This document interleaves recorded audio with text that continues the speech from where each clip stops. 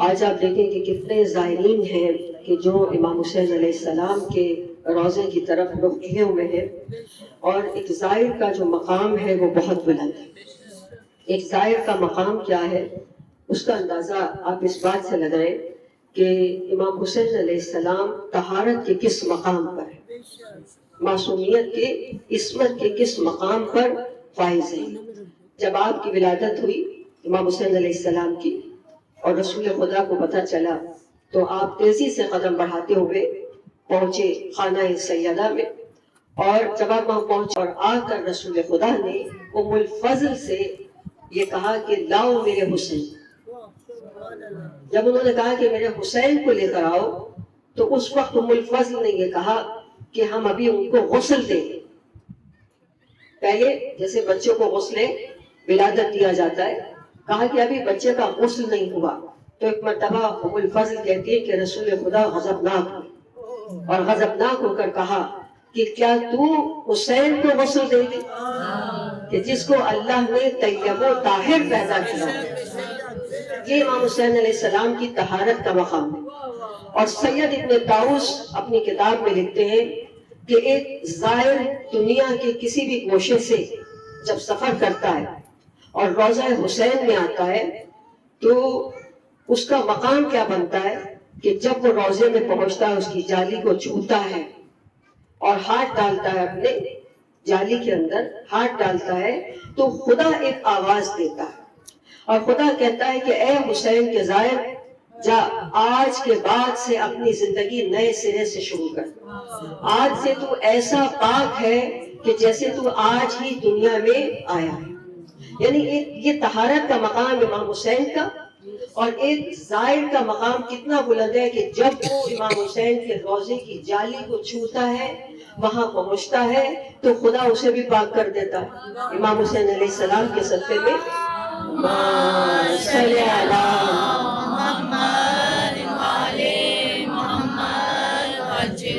لیکن جیسے قرآن کے حروف مقطعات ہیں کہ آج تک سمجھ نہیں آئی، لیکن کوئی اس کا انکار نہیں کر سکتا۔ آپ کو سمجھ آتے لیکن انکار آپ پھر بھی نہیں کر سکتے۔ اسی طرح فضیلت حسین ہے کہ نہ سمجھ آتی ہے اور نہ آپ انکار کر سکتے۔ ٹھیک ہے، قرآن، اگر قرآن شفا ہے تو حسین کی خاک خاک شفا، اگر قرآن ہدایت ہے تو قرآن ہدایت کا چراغ، حسین ہدایت کا چراغ۔ ٹھیک ہے، اگر قرآن نجات ہے تو حسین کشتی نجات، اگر قرآن نور ہے تو حسین کے لیے ہم ہر زیارت وارثہ میں آواز دیتے ہیں اشہد انک کنت نورا فی الاصلاب الشامخہ والارحام المطہرہ، کہ اے حسین میں گواہی دیتی ہوں کہ آپ کا نور پاکیزہ صلبوں سے ہوتا ہوا پاکیزہ رحموں میں آئے۔ ٹھیک ہے، اگر قرآن نور ہے تو حسین بھی نور ہے، اور حسین بلکہ حقیقت قرآن ہے، روح قرآن ہے۔ حسین حقیقت قرآن ہے۔ ایک طالب علم کے لیے حدیث ملتی ہے کہ اگر طالب علم جب گھر سے نکلتا ہے، ایک طالب علم، عام طالب علم کی بات ہو رہی ہے، تو فرشتے یعنی ملائکہ اس کے قدموں کے نیچے اپنے پر بچھاتے ہیں، اور جو حقیقت قرآن ہے اس سے ملائکہ پر لینے کے لیے آتے ہیں 3 شعبان میں، پھر وہ حسین پر نہیں عطا کرتا بلکہ اس کا جھولا عطا کرتا۔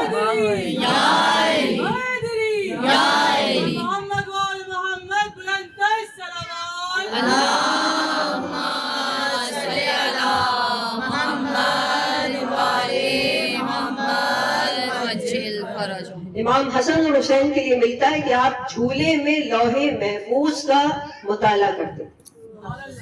لوح محفوظ جو خدا کے ہاں موجود ہے، وہ تختی کہ جس کے اوپر ہمارے مقدرات لکھے ہوئے ہیں، جھولے میں مطالعہ کرتے ہیں۔ اب ایک حدیث ہے، دیکھیے کہ ایک طالب علم جو ہے وہ کس سے سیکھتا ہے؟ استاد سے۔ ٹھیک ہے، طالب علم جس سے سیکھے اسے استاد کہتے ہیں، اور استاد جس سے سیکھے اس کو عالم کہتے ہیں، اور عالم جس سے سیکھے اسے فقیہ کہتے ہیں، اور فقی جس سے حدیث لے اسے محدث کہتے ہیں، اور محدث جس سے روایت کرے اسے تبع تابعین کہتے ہیں، اور تبع تابعین جسے دیکھے اسے صحابی کہتے ہیں، اور صحابی جس کے پہلو میں بیٹھے اسے نبی کہتے ہیں، اور نبی سے جو بلند ہو اسے رسول کہتے ہیں، اور رسولوں میں جو اولو العزم ہو، رسول سے جو بلند ہے، کچھ رسول ایسے ہیں کہ جو بلند ہے، اولو العزم رسول ہے، اور وہ اولو العزم رسول جس نبی کا کلمہ پڑھے اسے مصطفیٰ کہتے ہیں، اور مصطفیٰ جس حسین کے لیے اپنی نماز کو روکے اسے حسین کہتے ہیں۔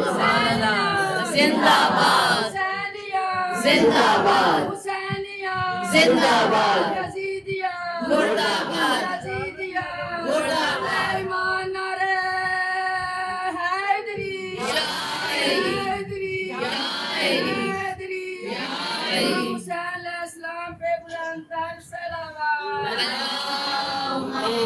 صلی اللہ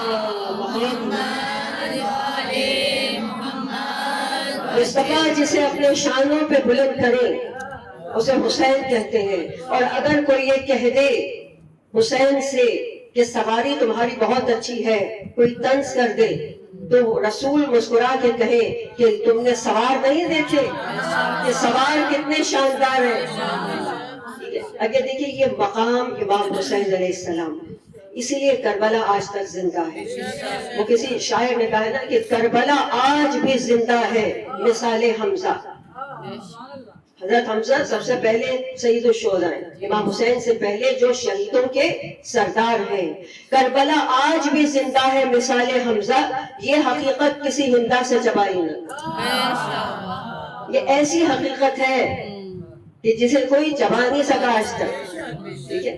تو بس یہ جو حسین کا سفر ہے یہ عشق کا سفر، یہ سفر عشق ہے، ٹھیک ہے؟ اور یہی ہمیں عشق اپنی آنے والی نسلوں میں انشاءاللہ منتقل کرنا ہے۔ ہم کیوں مجالس میں آتے ہیں؟ لیکن کہتے ہیں کہ سمندر میں اگر کوئی نجس چیز ڈالی جائے تو وہ پاک ہو جاتی ہے، سمندر پاک کر دیتا ہے۔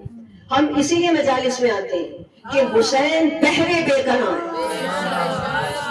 ایسا سمندر کہ جس کی انتہا نہیں، جہاں جہاں نام حسین ہوتا ہے، ذکر حسین دلوں کو پاک کرتا چلا جاتا ہے۔ لبیک یا حسین، لبیک یا حسین، لبیک یا حسین، لبیک یا حسین، لبیک یا حسین، لبیک یا حسین۔ مولا کی شان میں بلند تر صلوات، اللہم صلی علی محمد وعلی محمد وسلم۔ دیکھیے سمندر نجس چیز کو بھی پاک کر دیتا ہے، اس کے اندر یہ صفت ہے کہ وہ اس میں کوئی نجس چیز، اب اگر اس میں کوئی نجس چیز آپ ڈال دیں تو اس سے سمندر کی طہارت پہ کوئی فرق نہیں پڑتا، ٹھیک ہے؟ اب اگر کوئی کتا لے جائے سمندر میں کہ یہ پاک ہو جائے گا، اسے ڈبو ڈبو کے نکالیں گے سمندر سے تو پاک ہو جائے گا،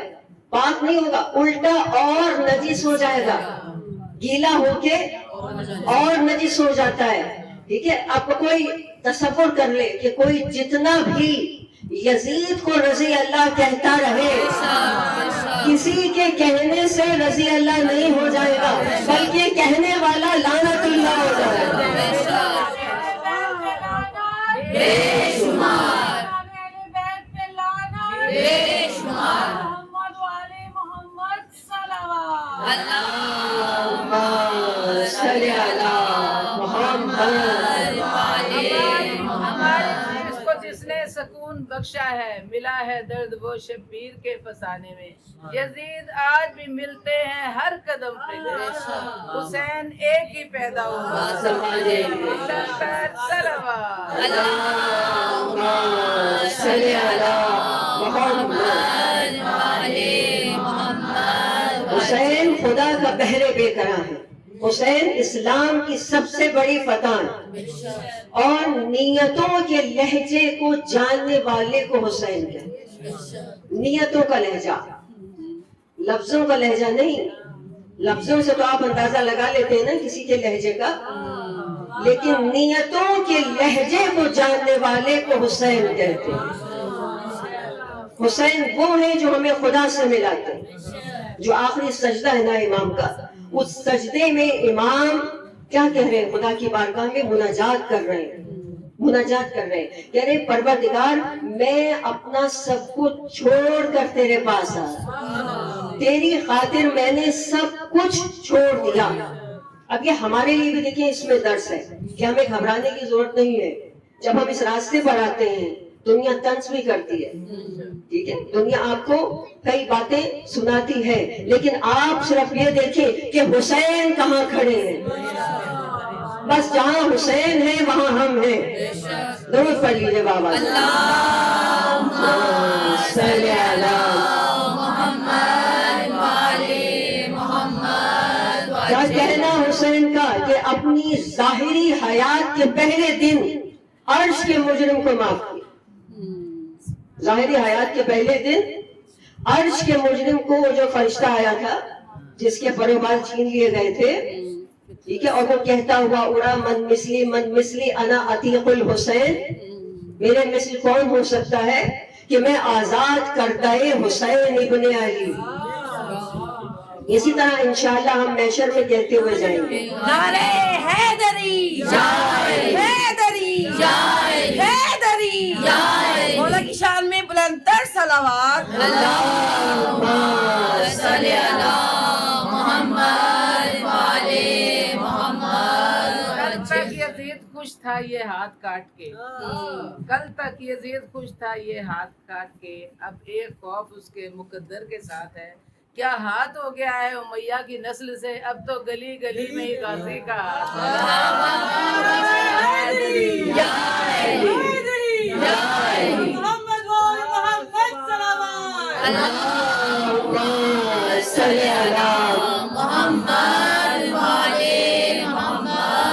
اپنی ظاہری حیات کے پہلے دن عرش کے مجرم کو معاف کیا، اور ظاہری حیات کے آخری دن فرش کے مجرم کو معاف کیا۔ کیا مقام ہے، ٹھیک ہے۔ اب دیکھیے کتنا امام حسین کے اوپر لکھا گیا کہ کسی شخصیت پہ اتنا لکھا گیا، اتنے اشعار لکھے گئے، شاعروں نے قلم توڑ دی، ایسے ایسے شعر لکھے گئے، لیکن ایک شعر ایسا ہے کہ جسے پوری دنیا میں پذیرائی ملی، پوری دنیا میں کئی جگہ امام باڑوں میں لکھا ہوتا، ہر زبان کا انسان اس کو پڑھتا، ہر زبان کا انسان، چاہے وہ انگلش بولتا ہو، عربی بولتا ہو، اردو بولتا ہو۔ فارسی کا شعر ہے، 800 سال پہلے ہندوستان کی سرزمین سے خواجہ معین الدین چشتی اجمیری، انہوں نے کہا شاہ است حسین، بادشاہ است حسین، دین است حسین، دیوانہ است حسین، سردار نگار دست در دست یزید، حقا کے بنائے لا الہ است حسین۔ حسینیت زندہ باد، حسینیت زندہ باد، حسینیت زندہ باد۔ بلند تر صلوات۔ اللہم صلی علی محمد وعلی محمد وعجل فرجہ۔ بار بار آ رہا ہے کہ عاشورہ کے دن امام حسین نے اللہ سے اپنا عشق دکھایا، عشق کی انتہا تھی، اور اربعین پہ ہم مولا سے اپنا عشق دکھاتے ہیں جو وہاں پہ اتنا ہمارا حسین سے۔ حسینیت زندہ باد، بلند آواز سے زندہ باد، حسینیت زندہ باد، حسینیت زندہ باد، یزیدیت مردہ باد، یزیدیت مردہ باد۔ اور محمد وعلی محمد صلوات۔ اللہم صلی علی محمد وعلی۔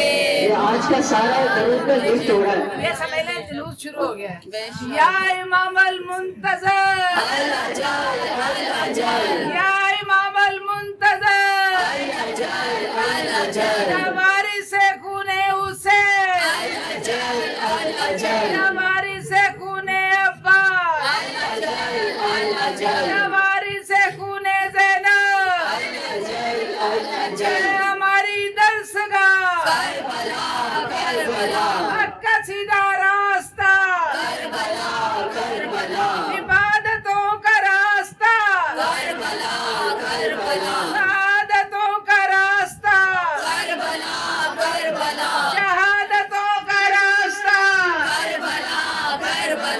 नारा हैदरी, या अली या अली या अली मदद हक है।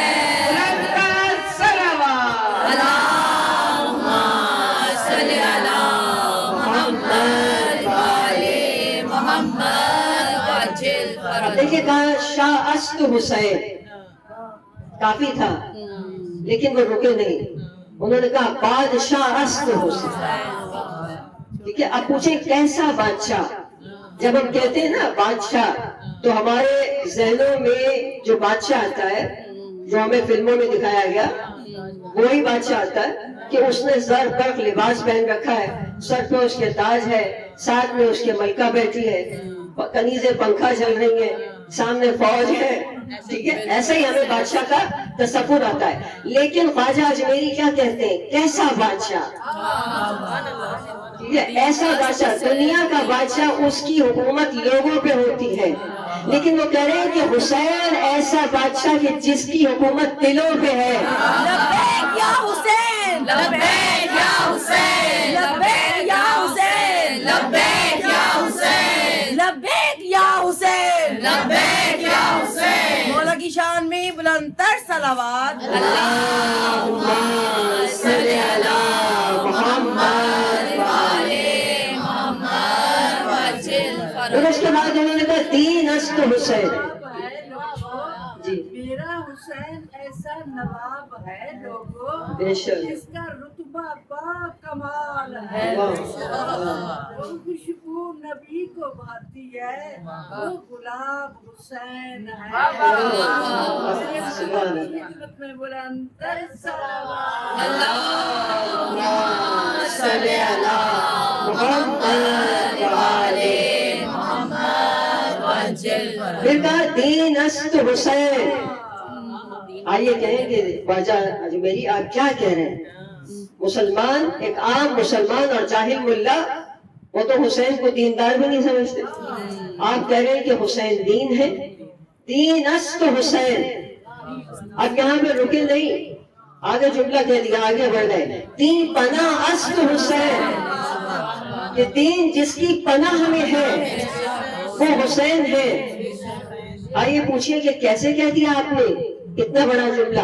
तो उन्होंने कहा कि मैंने किरदार रसूल को देखकर कहा, मैंने अमले रिसालत वाप को देखकर कहा कि जब एक दिन आप खुतबा दे रहे थे और मिंबर से तीन बयान कर रहे थे मिंबर से, और ऐसे में हुसैन आए, सामने से आते नजर आए छोटे से, और कुर्ते के दामन में पांव उलझा और गिरे। अब देखिए, अगर कोई तीन बयान कर रहा हो और कोई गिर रहा हो वहां, तो दीन का बयान नहीं रुकेगा। ठीक है, दीन का बयान नहीं रुकेगा। लेकिन अगर आने वाला दीन पना हो तो दीन का बयान रुक सकता है। ये रसूल खुदा ने बताया, दीन के बयान को रोक कर बताया। और एक मर्तबा अपने खुतबे को बंद किया, दौड़े हुए गए, हुसैन को लेकर आए, गोद में बोसा दिया, गिरिया किया, बाकायदा गिरिया किया। और अब वो जो बयान था दीन का, उसका मौजू बदल गया और फजाइल हुसैन शुरू हो। जिंदाबाद जिंदाबाद। बकाए सुबह अदल को हुसैन कहते हैं, बकाए सुबह अदल को हुसैन कहते हैं, गमों के शीश महल को हुसैन कहते हैं। नबी की जात में थोड़ी सी एहतियात के साथ, नबी की जात में थोड़ी सी एहतियात के साथ, जरा से रद्दो बदल को हुसैन कहते हैं। हुसैनियत जिंदाबाद हुसैनियत जिंदाबाद। हुसैन के सदके में सखी लजपाल के घराने से अपनी अपनी मुरादें लेने वाली बुलंदतर सलावत। अल्लाहुम्मा सल्ली अला मुहम्मद व आले मुहम्मद वअज्जिल फरज। और अब तारुफ करवाया, फजाइल बयान किए इमाम हुसैन के कि ऐ लोगों देख लो अच्छी तरह ये हुसैन है।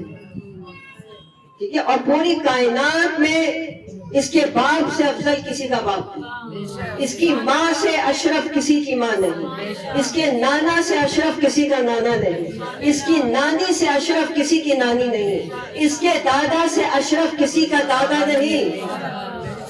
ये बयान कर रहे रसूल खुदा ممبر سے بیان کر رہے ہیں. اب دیکھیے دنیا میں اگر کسی کے پاس کوئی عہدہ ہوتا ہے, ہمارے پاس چند رشتہ دار ہوتے ہیں, سب کے پاس کہ جو بڑے بڑے عہدے پر ہوتے ہیں, ہم بڑے فخر سے بتاتے ہیں کہ ہمارا فلاں کرنل ہے, ہمارا بھائی بریگیڈیئر ہے, ہمارا فلاں ڈاکٹر ہے. ایسا ہی ہے نا, یہ دنیا کے ہوتے ہیں. لیکن جو خدائی ہوتے ہیں, نبوت, رسالت, امامت, یہ جو خدائی ہوتے ہیں, یہ کیا چیز دیکھ کے دیے جاتے ہیں, ان کی اساس کیا ہے, ان کی بیس کیا ہے. ان کی بیس ہے طہارت, عصمت, ٹھیک ہے. اور یہ شرف واحد امام حسین کو حاصل ہے کہ جب امام حسین اپنا تعارف کروائیں گے تو کہیں گے کہ میں وہ ہوں کہ جس کا باپ بھی معصوم, جس کی ماں بھی معصومہ, جس کا نانا بھی معصوم, جس کا بھائی بھی معصوم. یہ دیکھیں یہ شرف دیکھ رہے ہیں آپ لوگ, ضرور پڑھ لیجیے ایک منٹ. اللہم صلی علی محمد وعلی محمد وعجل فرجہ. دیکھیے حسین کون ہے کہ جب خدا نے ارادہ کیا کہ وہ تمام خیر کو, تمام فضیلتوں کو, تمام کمالات کو کائنات میں ظاہر کرے. خدا کے پاس جتنی بھی فضیلتیں ہیں, کمالات ہیں, جب خدا نے چاہا کہ وہ ان کو ظاہر کرے تو اس نے امام حسین جیسی ہستی کا انتخاب اپنے کمالات کو ظاہر کرنے کے لیے, جو خدا کے پاس وصف ہے ان کو ظاہر کرنے کے لیے.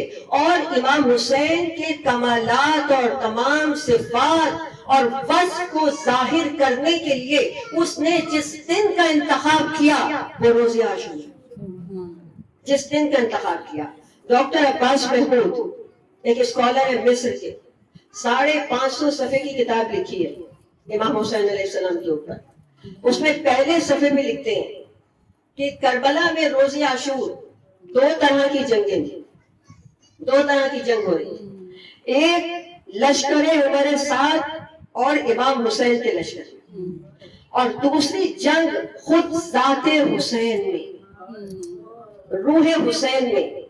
روح حسین میں یعنی امام حسین کے اندر جو فضائل تھے, جو فضیلتیں تھیں, وہ کہتے ہیں کہ میں کیسے بیان کروں کہ اس دن حسین کی ہر فضیلت دوسری فضیلت سے آگے نکلنا چاہ رہی, ٹھیک ہے. صبر چاہ رہا تھا کہ وہ حسین کی سخاوت سے آگے نکل جائے, حسین کی شجاعت چاہ رہی تھی کہ وہ حسین کی عبادت سے آگے نکل جائے.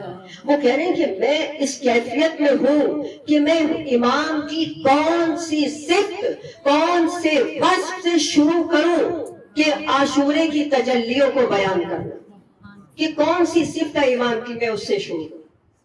دیکھیے سید ابن طاؤس کہتے ہیں کہ روز عاشور امام اتنے پیاسے تھے, اتنے پیاسے تھے کہ جس وقت امام نے سر اٹھا کے ایسے آسمان کی طرف دیکھا تو امام کو دھواں نظر آیا اور آنکھوں کے آگے اندھیرا چھا گیا. اور ایسے عالم میں عمر سعد آیا امام سے بات کرنے کے لیے, عمر اپنے ساتھ آیا بات کرنے کے لیے. اب دیکھیں یہ جو کیفیت ہے امام کی, اس میں کوئی بھی عام آدمی سرنڈر کر جائے گا. جو کیفیت ہے اس میں کوئی بھی عام آدمی جو ہے وہ اس کی بس ہو جائے گی, وہ کہے گا ٹھیک ہے ختم. لیکن امام کی استقامت. اب ہمارے ساتھ آیا پیغام لے کر ابن زیاد کا, اس کا خط آیا کہ حسین سے کہو اگر اب بھی بیعت کر لیں اور باز آ جائیں اپنے ارادے سے تو ان کو ہم معاف کر دیں, لیکن اگر باز نہ آئے تو ان کا سر کاٹ کے مجھے روانہ ہو. تو اب آپ کے پاس 2 راستے ہیں. عمر سعد نے کہا آپ کے پاس 2 راستے ہیں, ایک راستہ موت ہے اور ایک راستہ کہ آپ معافی مانگو, بیعت کر لیں. اب امام نے جو 3 دن کے خشک گلا تھے, ایک مرتبہ امام کی آواز بلند ہوئی اور وہ ایسی بلند ہوئی کہ پورے کربلا میں سنائی, پورے کربلا نے سنی, اور وہ 14 صدیوں کا سفر طے کر کے ہم تک پہنچی. اور امام نے فرمایا کہ اے عمر سعد, کیا تم یہ چاہتے ہو کہ میں ذلت کی طرف آ جاؤں؟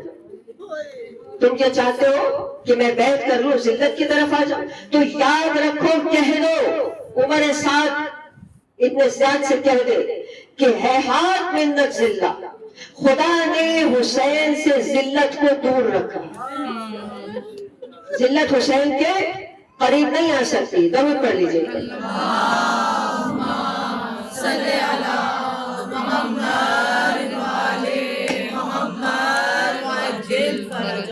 ایک مرتبہ اور درود پڑھ.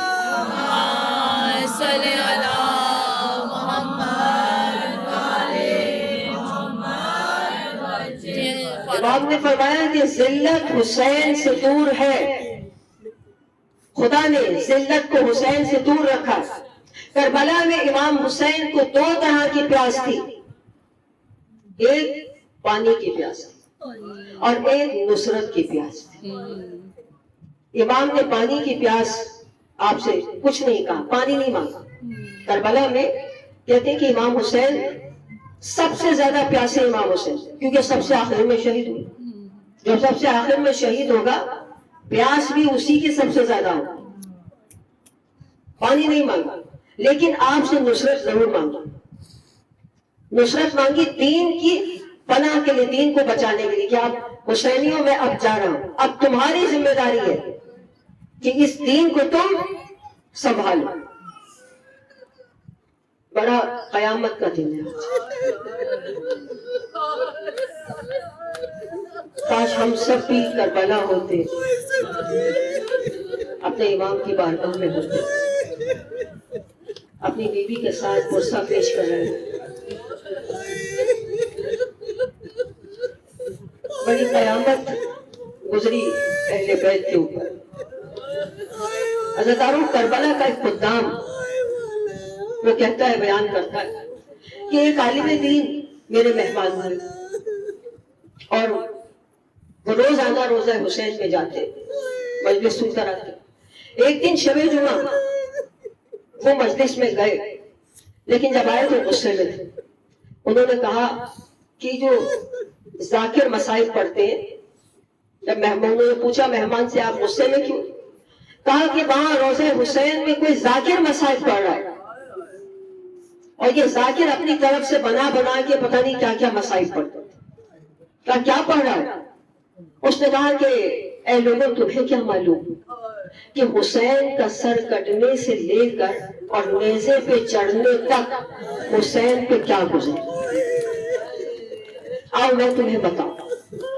ابھی عالم دین کہہ رہے کہ اس ذاکر نے مصائب پڑھنے شروع کیے. اس نے کہا تم کیا سمجھتے ہو کہ حسین کا سر ایسے ہی کٹ گیا؟ بہت آرام سے کٹ گیا. کہا کہ جب شمر نے امام کے گلے پہ چھری رکھی تو وہ چل نہیں رہی تھی. اس نے چھری پھیرنے کی کوشش کی لیکن وہ چل نہیں رہی. اس نے حسین ہی سے پوچھا کیا وجہ ہے کہ تمہارے گلے پہ چھری نہیں چلتی؟ امام رونے لگے. رو کے جواب دیا کہ یہ وہ جگہ ہے کہ جہاں میرے نانا بوسے گئے. اب شمع ملعون نے گستاخی کی، امام کو بالوں سے پکڑا، امام کا رخ بدل دیا. اب پسے گردن پہ چھری رکھی، اب چھری پھیرنا چاہتا ہے، چھری چل نہیں رہی. اب یہ ذاکر مسائل بیان کر رہا ہے. اس نے کہا کہ ایک مرتبہ شمع ملعون نے چھری کو پتھر پر مارا. پتھر پر مارنا تھا کہ اب وہ چھری نہیں رہی، وہ آری بن گئی، یعنی اتنی تیز ہو گئی. اس نے کہا تمہیں کیا معلوم، حسین کا سر ایسے کاٹا گیا کہ جیسے کلہاڑی سے لکڑی کاٹی جاتی ہے.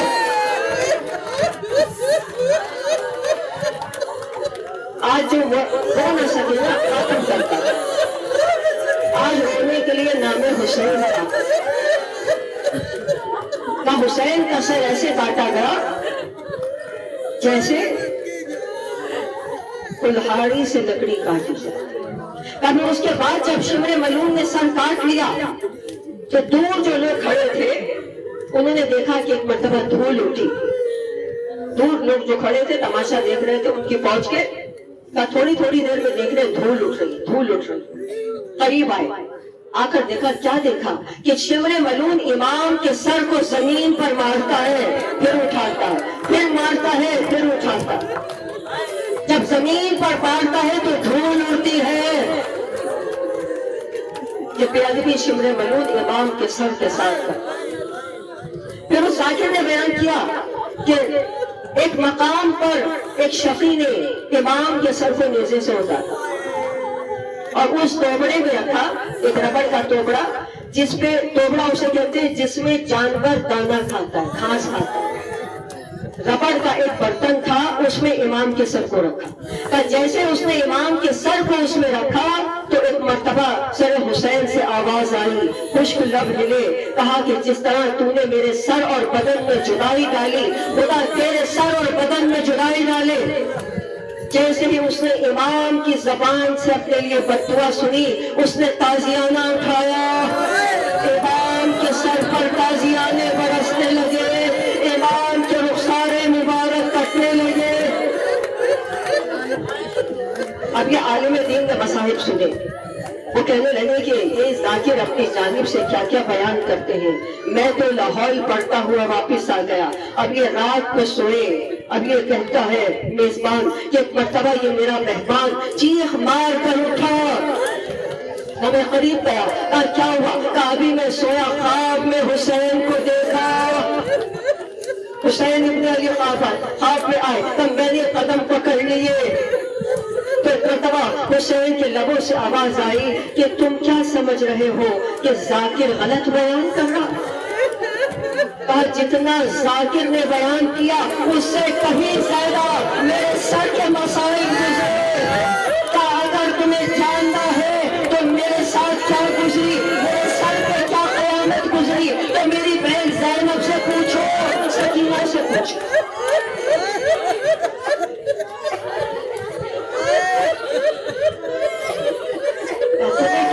कि मुझ पर क्या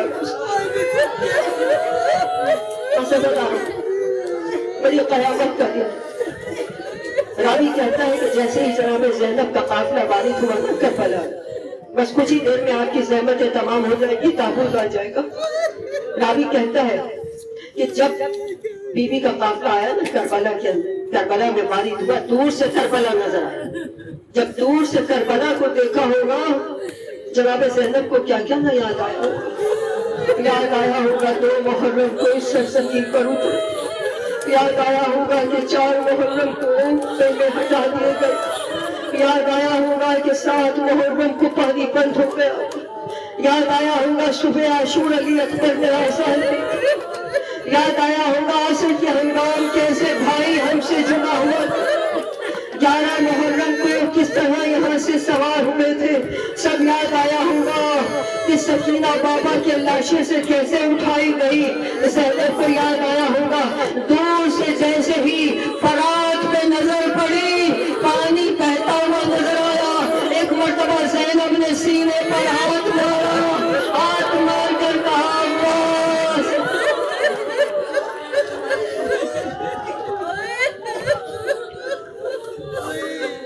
तारो रावी कहता कि हम समझ रहे थे कि काफिला रोका जाएगा, नाके रुकेंगे, बीबियां उतरेंगी, कहा नहीं, कब्र हुसैन से काफी पहले जनाब ज़ैनब ने अपने आप को नाके से गिरा, बीबियों ने अपने आप को नाके से गिरा दिया, कोहनियों के बल चलती हुई मातम करते हुए। आज ऐसे ना करें, आज ही तो मातम का दिन है, आज किसी का हाथ सीने से जुदा ना हो।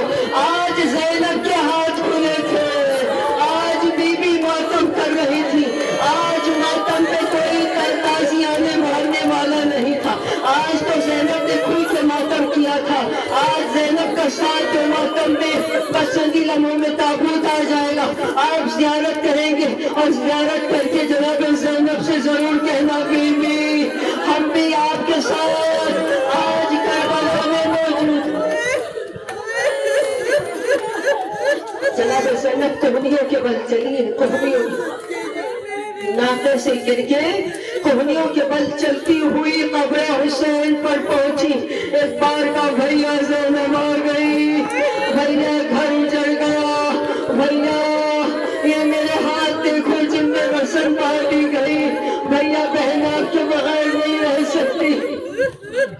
لے آئے تابوت. ایک مرتبہ بیوی ماتم کر رہی ہے. ایک مرتبہ بیوی نے سب سے کہا چلو میرے شیر عباس کی قبر پر چلو. سارا قافلہ اٹھا. جیسے ہی عباس کی قبر پر پہنچے بیوی نے اپنے آپ کو گرا دیا قبر پر.